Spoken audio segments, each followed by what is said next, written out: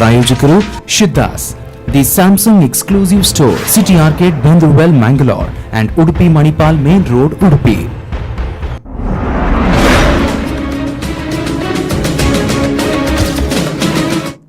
ವಿಶೇಷ ಕಾರ್ಯಕ್ರಮಕ್ಕೆ ಮತ್ತೆ ಸ್ವಾಗತ. ಎಸ್ ಮುನೀರ್ ಅವರೇ, ಒಂದರ ಹಿಂದೆ ಒಂದು ಜ್ವರ ಬರ್ತಾ ಇದೆ. ಈಗ ಇಲಿ ಜ್ವರದ ವಿಚಾರ ಚರ್ಚೆ ಆಯಿತು.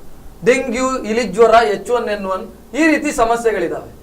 ಮುಂದಕ್ಕೆ ಇದನ್ನ ಸರಿ ಮಾಡಿಕೊಂಡು ಹೋಗಬಹುದು ಅಂತ ಅನ್ಸುತ್ತೆ. ಈಗ ಇರುವಂತ ವ್ಯವಸ್ಥೆಯಲ್ಲಿ ಸರಿ ಆಗಬಹುದು ಅನ್ನುವಂತ ನಿರೀಕ್ಷೆ ಇದೆಯಾ ನಿಮಗೆ? ಅಲ್ಲ, ಈ ಇರುವ ವ್ಯವಸ್ಥೆಯನ್ನೇ ಸರಿಯಾಗಿ ಬಳಸಿದ್ರೆ ಖಂಡಿತವಾಗಿಯೂ ಅದನ್ನು ನಿಯಂತ್ರಣ ಮಾಡಲಿಕ್ಕೆ ಅಸಾಧ್ಯ ಆದಂಥ ಪರಿಸ್ಥಿತಿ ಏನಿಲ್ಲ. ಒಂದು, ಸರ್ಕಾರಿ ಆಸ್ಪತ್ರೆಗಳಲ್ಲಿ ವೈದ್ಯರ ಕೊರತೆ, ಮೂಲಭೂತ ಸೌಲಭ್ಯಗಳ ಕೊರತೆ ಎಲ್ಲ ಇದೆ, ಟೆಕ್ನಿಷಿಯನ್ಗಳ ಕೊರತೆ ಎಲ್ಲ ಇದೆ. ಅದನ್ನ ಈಗ ಕರಾವಳಿಯ ಜಿಲ್ಲೆಯಲ್ಲಿ ಇಂತಹ ಪರಿಸ್ಥಿತಿ ಇರುವಾಗ ಅದನ್ನು ಭರ್ತಿ ಮಾಡಬೇಕು ಒಂದು. ಮತ್ತೆ ಇರೋ ವ್ಯವಸ್ಥೆ ಸರಿಯಾಗಿ ಕೆಲಸ ಮಾಡಿದ್ರೆ, ಮಹಾನಗರ ಪಾಲಿಕೆಯಲ್ಲಿ ಬೇಕಾದಷ್ಟು ವ್ಯವಸ್ಥೆಗಳಿದೆ, ದುಡ್ಡಿದೆ, ಎಲ್ಲವೂ ಇದೆ. ಇಲ್ಲಿಯ ಮಹಾನಗರ ಪಾಲಿಕೆಗೆ ಸಂಬಂಧಪಟ್ಟಂತ ಆರೋಗ್ಯ ಇಲಾಖೆ, ಜಿಲ್ಲಾ ಆರೋಗ್ಯ ಇಲಾಖೆ ಮತ್ತು ಜಿಲ್ಲಾಡಳಿತ ಒಂದು ಸರಿಯಾದಂಥ ಪ್ಲಾನ್ ಅನ್ನು ಮಾಡಿದ್ರೆ ಖಾಸಗಿ ಆಸ್ಪತ್ರೆಗಳಿಗೆ ಸರಿಯಾದ ರೀತಿಯಲ್ಲಿ ಇವರು ಸರ್ಕಾರ ಸೂಚನೆ ಕೊಟ್ಟು ಅವ್ರು ಪಾಲನೆ ಮಾಡಲೇಬೇಕು. ಯಾಕಂದ್ರೆ ಕೆಲವಕ್ಕೆ ಸಂಬಂಧಪಟ್ಟವರು ಪಾಲನೆ ಮಾಡದೇ ಇರುವಂತ ಸ್ವಾತಂತ್ರ್ಯ ಅವ್ರಿಗಿರ್ಬೋದು, ಆದ್ರೆ ಅವರ ಎಲ್ಲ ಹಿಡಿತಗಳು ಕೂಡ ಜಿಲ್ಲಾಡಳಿತ ಕೈಯಲ್ಲಿದೆ. ಅವರೆಲ್ಲದರಲ್ಲೂ 100% ಇಲ್ಲ. ಅದರಿಂದಾಗಿ ಇವರು ಹೇಳಿದ್ದನ್ನು ಅವ್ರು ಕೇಳಬೇಕಾದಂತ ಅನಿವಾರ್ಯತೆ ಅವರಿಗಿದೆ. ಅದರಿಂದಾಗಿ ಇದೆಲ್ಲವನ್ನು ಕೂಡ ಬಲವನ್ನ ಇವರು ಉಪಯೋಗಿಸಿಕೊಂಡು ಕೆಲಸ ಮಾಡಿದ್ರೆ ಈಗಿರುವಂತ ವ್ಯವಸ್ಥೆಯಲ್ಲೇ ಇದನ್ನು ಬಹಳ ಪರಿಣಾಮಕಾರಿಯಾಗಿ ನಿಭಾಯಿಸ್ಲಿಕ್ಕೆ ಸಾಧ್ಯ ಇದೆ. ಮಲೇರಿಯಾ, ಡೆಂಗು, H1N1, ಇಲಿ ಜ್ವರ ನಾಶ ಆಗ್ತದೆ ಅಂತ ನಾವು ಹೇಳಿದ್ರೆ ಅದನ್ನ ಮೂರ್ಖತನ, ನಾಶ ಮಾಡಬೇಕು ಅಂತ. ಈಗಿರುವಂತ ಪ್ರಮಾಣದಿಂದ 75% ಪ್ರಮಾಣ ಕಡಿಮೆ ಮಾಡಿ 25% ಪ್ರಮಾಣದಲ್ಲಿ 20% ಪ್ರಮಾಣದಲ್ಲಿ ಉಳಿಸಬಹುದು.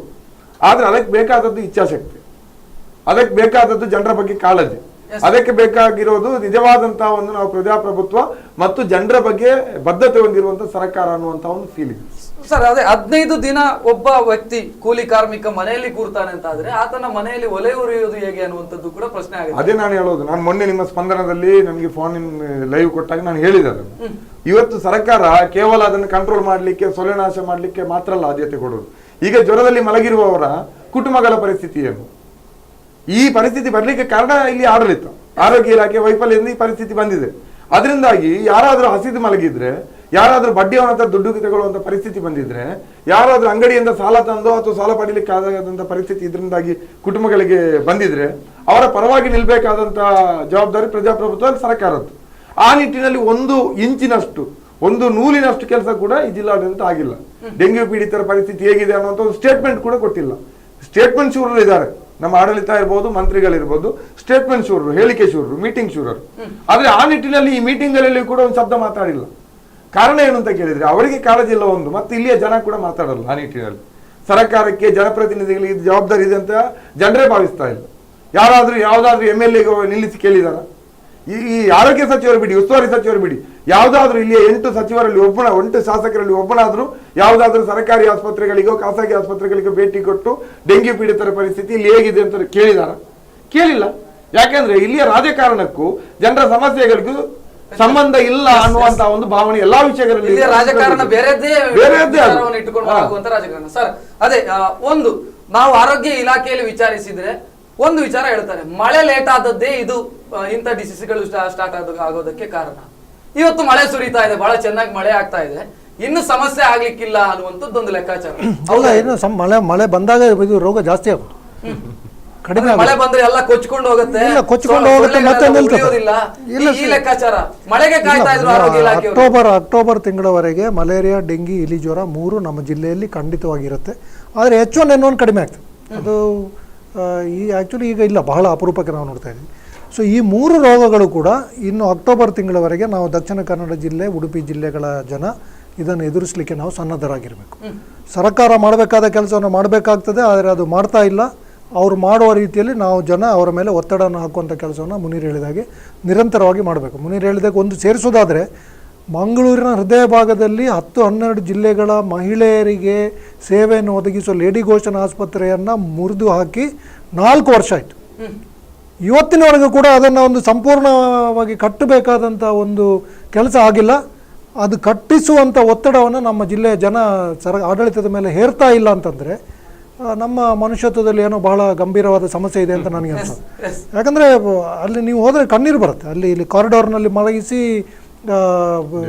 ಮಹಿಳೆಯರನ್ನು ಇವತ್ತು ಡೆಲಿವರಿ ಮಾಡುವಂಥ ಹೆರಿಗೆ ಮಾಡಿಸುವಂಥ ಪರಿಸ್ಥಿತಿ ಇರಲಿ. ಸೊ ನಾನು ನಮ್ಮ ಊರಿನ ಜಿಲ್ಲೆಯ ಜನರಿಗೆ ಏನು ಒಂದು ಸಿಂಪಲ್ ಸಲಹೆ ಕೊಡೋದು ಅಂತಂದರೆ, ದಯಮಾಡಿ ಜ್ವರ ಬಂದ ತಕ್ಷಣ ಎಲ್ಲರೂ ಎದ್ದು ಬಿದ್ದು ಪರೀಕ್ಷೆ ಮಾಡಿಸ್ಕೊಳ್ಳಿಕ್ಕೆ ಹೋಗಬೇಕಾಗಿಲ್ಲ.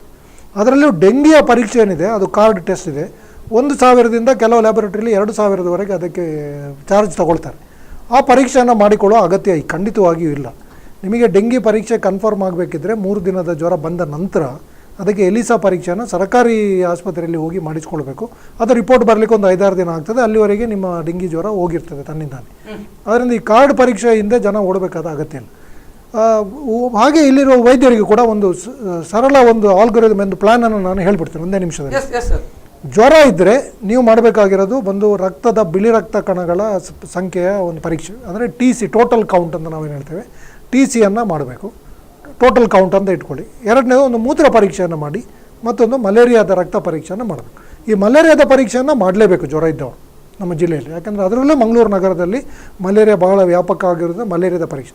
ಸೊ ಮಲೇರಿಯಾದ ಪರೀಕ್ಷೆ ಒಂದು ಟೋಟಲ್ ಕೌಂಟ್ ಪರೀಕ್ಷೆ, ಮತ್ತು ಒಂದಂದರೆ ಬಿಳಿ ರಕ್ತ ಕಣದ ಪರೀಕ್ಷೆ, ಮತ್ತೊಂದು ಮೂತ್ರ ಪರೀಕ್ಷೆ. ಈ ಬಿಳಿ ರಕ್ತ ಕಣದ ಸಂಖ್ಯೆ ಕಡಿಮೆ ಇದ್ದರೆ ಮತ್ತು ಮಲೇರಿಯಾ ಪರೀಕ್ಷೆ ಮಲೇರಿಯಾ ಹೇಗೂ ಪಾಸಿಟಿವ್ ಬಂದರೆ ಅದು ಮಲೇರಿಯಾ ಆಯಿತು, ಬೇರೆ ಆಲೋಚನೆ ಮಾಡಬೇಕಾಗಿಲ್ಲ. ಮಲೇರಿಯಾ ನೆಗೆಟಿವ್ ಇದ್ದು ಬಿಳಿ ರಕ್ತ ಕಣದ ಸಂಖ್ಯೆ ಕಡಿಮೆ ಇದ್ದರೆ, ಮತ್ತು ನಾನು ಆಗಲೇ ಹೇಳಿದಾಗೆ ಮೈಕೈ ನೋವು, ಜ್ವರ, ಮೈಯಲ್ಲಿ ಕೆಂಪಾಗಿ ನವಿರಾದ ದಡಿಕೆ ಇದ್ದರೆ ಅದನ್ನು ಡೆಂಗಿ ಜ್ವರ ಅಂತ ಪರಿಗಣಿಸ್ಬೋದು. ಇಲಿ ಜ್ವರದಲ್ಲಿ ಕೂಡ ಡೆಂಗಿ ಜ್ವರದಲ್ಲಿರುವ ಥರನೇ ಮೈಕೈ ನೋವು, ಬೆನ್ನು ನೋವು, ಕಣ್ಣನ್ನು ಅಲಗಿಸುವಾಗ ನೋವು, ಮತ್ತು ಕೆಲವೊಮ್ಮೆ ಕೆಂಪಾಗಿನ ರ್ಯಾಶ್ ಅದರಲ್ಲಿ ಕೂಡ ಕಂಡುಬರ್ಬೋದು. ಅದರಿಂದ ರೋಗ ಲಕ್ಷಣಗಳು ಡೆಂಗಿ ಮತ್ತು ಇಲಿ ಜ್ವರದ ರೋಗ ಲಕ್ಷಣಗಳು ಸುಮಾರಾಗಿ ಒಂದೇ ರೀತಿಯಾಗಿ ಇರ್ತವೆ. ಡೆಂಗಿ ಜ್ವರ ಕೂಡ ನಾನು ಹೇಳಿದೆ 3-4 ದಿನ ಇರ್ತದೆ, ಆಮೇಲೆ 2 ದಿನ ಬಿಡ್ತದೆ, ಮತ್ತೆ ಸ್ವಲ್ಪ ಕಾಣಿಸಿಕೊಳ್ಬೋದು. ಇಲಿ ಜ್ವರ ಕೂಡ 3-5 ದಿನ ಜ್ವರ ಇರ್ತದೆ, ಮತ್ತೊಂದು 3-4 ದಿನ ಬಿಡ್ತದೆ, ಮತ್ತು ಅದು 2ನೇ ಫೇಸ್ ಅಂದರೆ 2ನೇ ಘಟ್ಟ ಅದರದ್ದು ಆಮೇಲೆ ಶುರುವಾಗ್ತದೆ. ಸೊ ಇದೆರಡು ಸುಮಾರು ಒಂದೇ ರೀತಿ ಕಂಡು ಬರುವಂಥ ರೋಗಗಳು. ಟ್ರೀಟ್ಮೆಂಟಲ್ಲಿ ಕನ್ಫ್ಯೂಷನ್ ಇಲ್ಲ, ಅದಕ್ಕೆಲ್ಲ ಹೇಳ್ತೇನೆ. ಸೊ ಇಲಿ ಜ್ವರದಲ್ಲಿ ಬಿಳಿ ರಕ್ತ ಕಣಗಳ ಸಂಖ್ಯೆ ತುಂಬ ಏರಿಕೆ ಆಗ್ತದೆ. ಡೆಂಗಿಯಲ್ಲಿ ಅದು ಕಡಿಮೆ ಇರ್ತದೆ, ಇಲಿ ಜ್ವರದಲ್ಲಿ ಏರಿಕೆ ಆಗ್ತದೆ. ಡೆಂಗಿಯಲ್ಲಿ ಮೂತ್ರದ ಪರೀಕ್ಷೆಯಲ್ಲಿ ಏನು ತೊಂದರೆ ಕಾಣುವುದಿಲ್ಲ. ಇಲಿ ಜ್ವರ ಇರುವ ಎಲ್ಲರಲ್ಲಿ ಕೂಡ ಮೂತ್ರದ ಪರೀಕ್ಷೆಯಲ್ಲಿ ತೊಂದರೆಗಳಿರ್ತದೆ. ಆದ್ದರಿಂದ ಯಾವನೇ ಒಬ್ಬ ಜ್ವರ ಇದ್ದವನಿಗೆ ಮಲೇರಿಯಾದ ಪರೀಕ್ಷೆ ಪಾಸಿಟಿವ್ ಬಂದರೆ ಮಲೇರಿಯಾ ನೆಗೆಟಿವ್ ಆಗಿ ಬಿಳಿ ರಕ್ತ ಕಣ ಜಾಸ್ತಿ ಇದ್ದರೆ, ಅದು ಬಿಳಿ ರಕ್ತ ಕಣ ಜಾಸ್ತಿ ಇದ್ದು ಅದರ ಜೊತೆಗೆ ಯೂರಿನ್ನಲ್ಲಿ ಮೂತ್ರದಲ್ಲಿ ಸಮಸ್ಯೆ ಇದ್ದರೆ ಅದು ಇಲಿ ಜ್ವರ ಇರಬಹುದು. ಬಿಳಿ ರಕ್ತ ಕಣದ ಸಂಖ್ಯೆ ಕಡಿಮೆ ಇದ್ದು ಮೈಯಲ್ಲಿ ದಡಿಕೆ ಇತ್ಯಾದಿ ಡೆಂಗಿ ಲಕ್ಷಣ ಇದ್ದರೆ ಅದು ಡೆಂಗಿ ಜ್ವರ ಇರ್ಬೋದು. ಆದ್ದರಿಂದ ಈ 3 ಸರಳವಾದ ಪರೀಕ್ಷೆಗಳ ಮೂಲಕ ಹೆಚ್ಚಿನ ಪ್ರಕರಣಗಳಲ್ಲಿ ನಾವು ಮಲೇರಿಯಾ, ಡೆಂಗಿ ಮತ್ತು ಇಲಿ ಜ್ವರವನ್ನು ಗುರುತಿಸಲಿಕ್ಕೆ ಸಾಧ್ಯ ಇದೆ. ಇಲಿ ಜ್ವರ ಇದ್ದರೆ ಅದಕ್ಕೆ ಆಂಟಿಬಯೋಟಿಕ್ ಅಮಾಕ್ಸಿಸಿಲಿನ್ ಅಥವಾ ಪೆನಿಸಿಲಿನ್ ಅಥವಾ ಟೆಟ್ರಾಸೈಕ್ಲಿನ್ ಗುಂಪಿನ ಆಂಟಿಬಯೋಟಿಕ್ ತಗೊಳ್ಬೇಕು. ಮಲೇರಿಯಾ ಇದ್ದರೆ ತಕ್ಷಣ ಮಲೇರಿಯಾದ ಚಿಕಿತ್ಸೆ ತಗೊಳ್ಬೇಕು. ಡೆಂಗಿ ಇದ್ದರೆ ನಾನು ಆಗಲೇ ಹೇಳಿದಾಗೆ ಯಾವ ಔಷಧವನ್ನು ತಗೊಳ್ಳೋ ಅಗತ್ಯ ಇಲ್ಲ. ವಿಪರೀತ ತಲೆನೋವು, ಸಿಕ್ಕಾಪಟ್ಟೆ ಜ್ವರ, ಮೈಕೈ ನೋವು ಇದ್ದವರು ಮಾತ್ರ ಪ್ಯಾರಾಸಿಟಮಾಲ್ ಔಷಧವನ್ನು ತೆಗೆದುಕೊಳ್ಬೋದು. ಆದರೆ ಆದಷ್ಟು ಮಟ್ಟಿಗೆ ಔಷಧವನ್ನು ತೆಗೆದುಕೊಳ್ಳದೇ ಇರುವುದೇ ಒಳ್ಳೆಯದು. ಮತ್ತು ಯಾವುದೇ ನೋವು ಶಮನ ಮಾಡುವಂಥ ಇಬುಪ್ರೋಫೆನ್, ಡೈಕ್ಲೋಫೆನಾಕ್, ಇಂಥ ಆಸ್ಪಿರಿನ್ ಇಂಥ ಔಷಧ ಯಾವುದನ್ನು ಕೂಡ ತಗೊಳ್ಳೇಬಾರ್ದು. ಯಾರಿಗೇ ಆಗಲಿ ಯಾವುದಾದ್ರೂ ರೋಗದ ಸಮಸ್ಯೆಗಳು ಇದ್ದರೆ, ತಲೆ ಸುತ್ತುವಂಥದ್ದು, ವಾಂತಿ ಆಗುವಂಥದ್ದು, ಏಳಲಿಕ್ಕೆ ಕೂಡದಷ್ಟು ನಿಶಕ್ತಿ ಅಥವಾ ರಕ್ತಸ್ರಾವದ ಸ್ವಲ್ಪ ಆರಂಭವಾದಾಗ ದಯಮಾಡಿ ಕೂಡಲೇ ಒಬ್ಬ ತಜ್ಞ ವೈದ್ಯರನ್ನು ಹೋಗಿ ಕಾಣಿ, ನಿಮಗೆ ಬೇಕಾದಂಥ ಚಿಕಿತ್ಸೆ. ಇದೇ ಹಾದಿಯಲ್ಲಿ ನಮ್ಮ ಆರೋಗ್ಯ ಇಲಾಖೆ ಹೋದ್ರೆ ಕಡೆಯದಾಗಿ ಚಿಕ್ಕದಾಗಿ ಇದನ್ನ ನಿಯಂತ್ರಣಕ್ಕೆ ತರೋದಕ್ಕೆ ಸಾಧ್ಯ ಇದೆ ಅಂತ ಅನ್ಸುತ್ತಾ? ಅಂದ್ರೆ ಈಗ ಇರ್ತಾ ಇರುವಂತ ಪ್ರಕರಣಗಳ ಸಂಖ್ಯೆ ಕಡಿಮೆ ಆಗುವುದು, ಸಂಖ್ಯೆ ಕಡಿಮೆ ಆಗ್ತದೆ. ಈಗ ಉದಾಹರಣೆಗೆ ಡೆಂಗಿ ಜ್ವರ ಒಮ್ಮೆ ಬಂದವರಿಗೆ ಆಮೇಲೆ ಬರೋದಿಲ್ಲ. ಸೊ ನಾನಾಗಲೇ 2-3 ಲಕ್ಷ ಜನರಿಗೆ ಈಗಾಗಲೇ ಜ್ವರ ಇದ್ದರೆ ಒಂದು ಮನೆಯಲ್ಲಿ 3-4 ಜನರಿಗೆ ಬಂದರೆ ಅವರ ಮನೆಯಿಂದ ಅದು ಹೊರಟೋಯ್ತು, ಇನ್ನು ಮತ್ತೆ ಅವರಿಗೆ ಬರುವುದಿಲ್ಲ, ಇನ್ನೊಬ್ಬರಿಗೆ ಬರ್ತದೆ. ಸೊ ಡೆಂಗಿ ಜ್ವರ ಸೊಳ್ಳೆಯಿಂದ ಬರುವ ಜ್ವರ ಆಗಿರೋದ್ರಿಂದ ಅದನ್ನು ತಡೀಲಿಕ್ಕೆ ಜನರೇ ಸರಳವಾದ ಉಪಾಯಗಳನ್ನು ಮಾಡ್ಬೋದು. ಉದಾಹರಣೆಗೆ ಮೈಗೆ ಬೇವಿನ ಎಣ್ಣೆಯನ್ನು ಹಚ್ಚುವುದು ಅಥವಾ ಸಾಂಬ್ರಾಣಿಯನ್ನು ಎಣ್ಣೆಯಲ್ಲಿ. ನಮ್ಮ ಹಳ್ಳಿಗಳಲ್ಲಿ ಇಂಥ ಸೊಳ್ಳೆಯನ್ನು ದೂರ ಇಡುವಂಥ, ಕೀಟಗಳನ್ನು ದೂರ ಇಡುವಂಥ ಹಲವಾರು ಉಪಾಯಗಳು, ಎಣ್ಣೆಯನ್ನು ಹಚ್ಚಿಕೊಳ್ಳುವಂಥ ಇದೆ. ಅಂದರೆ ಒಟ್ಟು ನಮ್ಮ ಮೈಯಿಂದ ಏನಾದರೂ ಒಂದು ವಾಸನೆ ಬರಬೇಕು. ನಮ್ಮ ದೇಹದ ವಾಸನೆ ಸೊಳ್ಳೆಗೆ ಗೊತ್ತಾಗಬಾರ್ದು. ಅದು ನಮ್ಮ ದೇಹದ ವಾಸನೆಯನ್ನು ಗ್ರಹಿಸಿ ಬರುವಂಥದ್ದು. ಸೊ ನಾವು ಬೇರೆ ವಾಸನೆಯನ್ನು ನಮ್ಮ ಮೈಗೆ ಹಚ್ಚಿಕೊಂಡ್ರೆ ಸೊಳ್ಳೆ ನಮ್ಮ ಮೈ ಹತ್ರ ಬರೋದು. Yes sir. ಮುನೀರ್ ಅವರ ಕಡೆಯದಾಗಿ ಒಂದು ಸರ ಕೊಟ್ಟಂತ ಇನ್ಫಾರ್ಮೇಶನ್ ಅನ್ನು ನಮಗೆ ಆರೋಗ್ಯ ಇಲಾಖೆ ಕೊಡ್ಲಿಲ್ಲ ಅಥವಾ ಆರೋಗ್ಯ ಇಲಾಖೆ ಅದನ್ನು ಮಾಡಲಿಲ್ಲ. ಸೊ ಆರೋಗ್ಯ ಸಚಿವರು ಕೂಡ ಇದರಲ್ಲಿ ಸಕ್ರಿಯವಾಗಿದ್ದಾರೆ ಅಂತ ನಮಗಂತೂ ಅನಿಸ್ತಾ ಇಲ್ಲ. ಸೊ ಏನು ಬಯಸ್ತೀರಿ ನೀವು ಈಗ ಆರೋಗ್ಯ ಇಲಾಖೆ ನಿಮ್ಮ ಸಂಘಟನೆ ವತಿಯಿಂದ ಏನು ಬಯಸ್ತೀರಿ? ಸಂಘಟನೆಯ ವತಿಯಿಂದ ನಾವು ಈಗಾಗಲೇ ಮೊನ್ನೆ ಆರೋಗ್ಯ ಇಲಾಖೆಯ ಕಚೇರಿ ಮುಂದೆ ಈ ಡೆಂಗ್ಯೂ ಮಲೇರಿಯಾ ಪೀಡಿತ ರೀತಿಯಲ್ಲಿ ಮಲಗಿ ಅವರ ಗಮನವನ್ನು ಸೆಳೆಯುವಂತ ಪ್ರಯತ್ನವನ್ನು ನಾವು ಮಾಡಿದ್ದೀವಿ. ಈಗ ಮಾಡಬೇಕಾಗಿರೋದೇನಂತ ಕೇಳಿದ್ರೆ, ಇಷ್ಟು ಹೇಳಿರೋದು ಬಹಳ ಸರಳವಾದಂತ, ಇದೇನು ಬಹಳ ದೊಡ್ಡ ದೊಡ್ಡ ರೋಗಗಳು ಬಂದ ರೀತಿಯಲ್ಲಿ ಭಯ ಪಡಬೇಕಾದಂತಹ ಅಷ್ಟು ಕೆಲಸ ಮಾಡಬೇಕಾದಂತಹದ್ದಲ್ಲ. ಸರಳವಾಗಿರೋದ್ರಿಂದ ಸರ್ಕಾರ, ಜಿಲ್ಲಾಡಳಿತ, ಸಚಿವರು ಇದನ್ನು ಮಾಡಬೇಕು. ಮೊದಲು ಆತಂಕ ದೂರ ಮಾಡುವಂತ ಆತಂಕ ದೂರ ಮಾಡೋದು, ಆತಂಕ ಇರ್ತದೆ, ಭಯ ದೂರ ಮಾಡಬೇಕು. ಎಸ್ ಜ್ವರ ಬಂದಾಗ ಇನ್ನೊಂದು ಸಹಜವಾದ ಆತಂಕಗಳಿರ್ತದೆ. ಭಯ ಬಿದ್ದಿದ್ದಾರೆ ಜನ, ದುಡ್ಡು ಕಳ್ಕೊಳ್ತಾ ಇದ್ದಾರೆ, ಔಷಧಿಯೇ ಪಡಿಬೇಕಾಗದೆ ರೆಸ್ಟ್ ನಲ್ಲಿ ಮುಗಿಯುವಂತ ಪ್ರಕರಣಕ್ಕೆ ಸಾವಿರಾರು ರೂಪಾಯಿಯನ್ನ ಸುರಿತಾ ಇದ್ದಾರೆ.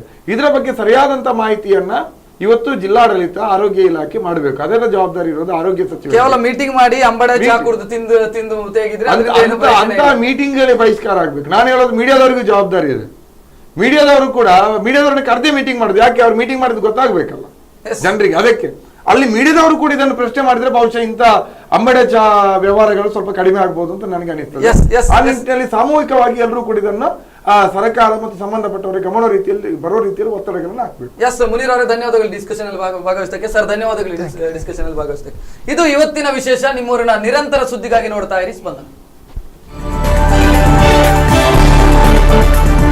ಪ್ರಾಯೋಜಕರು Siddhas, the Samsung exclusive store, city arcade, Bendoorwell, Mangalore and Udupi Manipal Main Road, Udupi.